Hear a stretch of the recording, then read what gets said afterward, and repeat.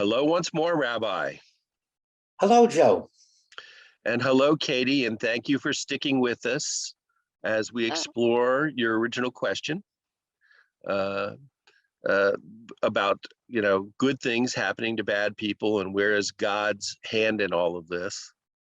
I think, first of all, we have to accept, to recap for everybody, we, first of all, and the easiest one is we accept the existence of a God, a divine power, only because otherwise, who are we talking about here? But then religion and people's actions and motivations have come into play, and how different religions have different interpretations of suffering. And Rabbi, that leads us to the point that we've been discussing so far.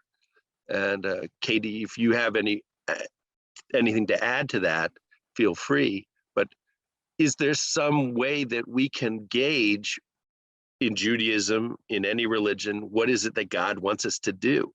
As I mentioned before, we have the 613 commandments. We have the 10 utterances, the 10 commandments. We have the Sermon on the Mount. We have Gandhi. We have Mohammed. We have the Buddha. God revealed what he sees as the best way for all of humankind. He revealed it. Now it's up to us to actually do what was revealed to us. And the problem is ego, and many individuals use the religious teachings for their own ends, for their own happiness, and sometimes we think they represent the religion.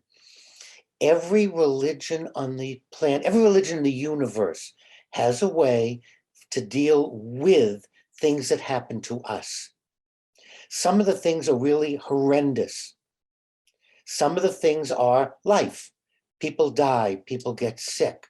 So that's more life events.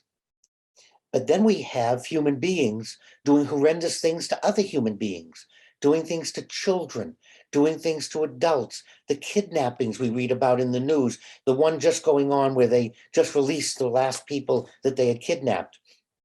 And this group continues to kidnap people. And so we have two distinct classes, divisions. It's the cycle of life and events that happen because we're living.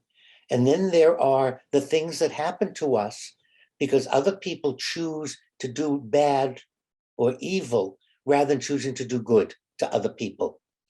So now we label that as suffering. And every religion has a way for us to deal with when things happen. And I'm going to offer us a criteria, a system to tell if it's good or bad, nothing to do with one religion. If the process you go through allows you to lead a reasonably happy life. What does reasonably happy mean? Well, some days you're sad, some days you're happy, some days you're the windshield, some days you're the bug. And you gainfully employed and you get joy out of the sun rising over the Atlantic Ocean. You get all kinds of neat things, and other days it doesn't bring you pleasure. That's a reasonably happy. If the system that your religion has, that's the outcome, then they're doing it.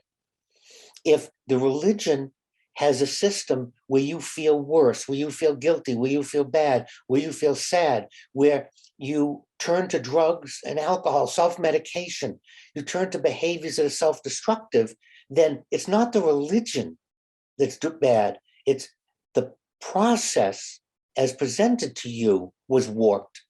The process as presented is not the religion. It's what individuals do to the good teachings. So I would let that stand, that we have these two divisions, life events that cause unhappiness, or let's say suffering, and then individuals through their actions cause pain, hurt, and suffering. And we need strategies to deal with each of them. And every religion will have a strategy. And I've watched it happen.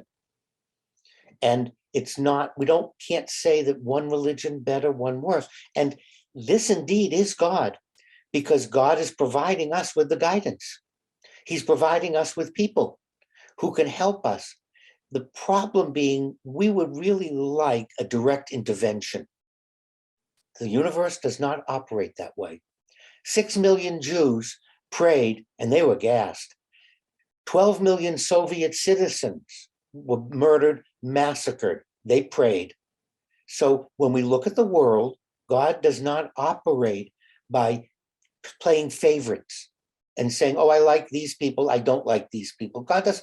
I'm asking us to look out my window. How does the world work? God doesn't work that way. God works by presenting us with his teachings and saying, you have them now. You have a choice. Are you going to follow them? You're going to teach them? And every religion has dealt with that successfully and done a nice job. And every religion has had individuals that presented it in a way that didn't lead to a good outcome. So that's where I would leave it in the two categories. And the idea that I want God to intervene is what I want. It's not how the world operates. And the sooner I accept what is, the happier I'll be, because then I can deal with and find individuals that can help me get through what's being presented, whether it's life or whether it's one human being to another human being. I don't know, does that work for the two of you? What do you think? That makes sense to me. You're saying each religion has their own unique strategy. Can you tell me about the Jewish strategy? Yes, the Jewish strategy is to accept what is, and then this is what Job taught us, and then to look inside and say, how am I handling it?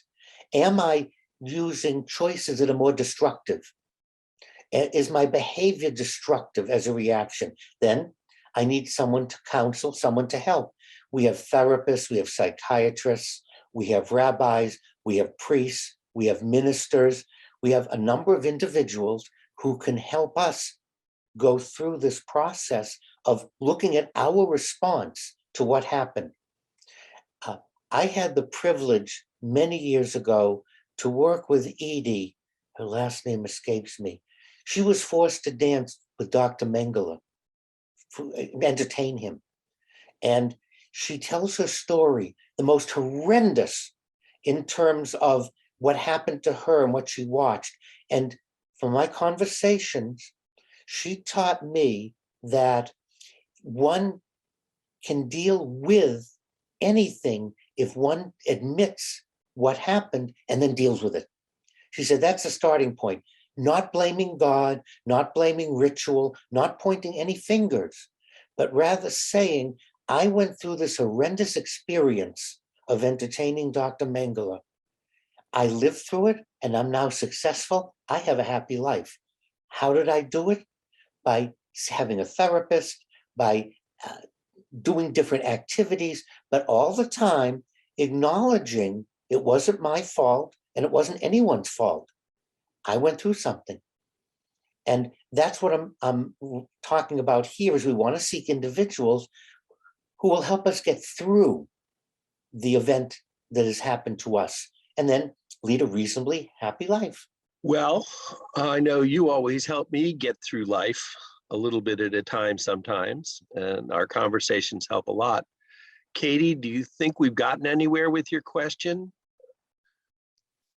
I think so. I think it'll take a while for me to internalize it, having been raised with very different views around me, but Well, that's what I have found is always the way it is with the rabbi. It takes a while to absorb his wisdom, but eventually it gets there.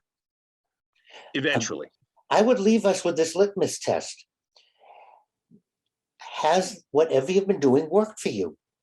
Whatever you were taught, whatever people said to you, whatever beliefs were given you, are you reasonably happy or not? If you're not reasonably happy, then they're not working. And we don't have to judge the beliefs in any other way than they don't help me lead a better life, a happier life. So I want to start exploring something that will let me lead a reasonably happy life. There's a really very simple litmus test. Does it work? Is it working? And that's what I would leave us with. Let's take a look at our own lives, our strategies for dealing with whatever it is. leading to a happier life, or are we more miserable? Well, thank you again, Rabbi, and thank you, Katie, for sharing your thoughts with us. It's been most illuminating. Thank you both.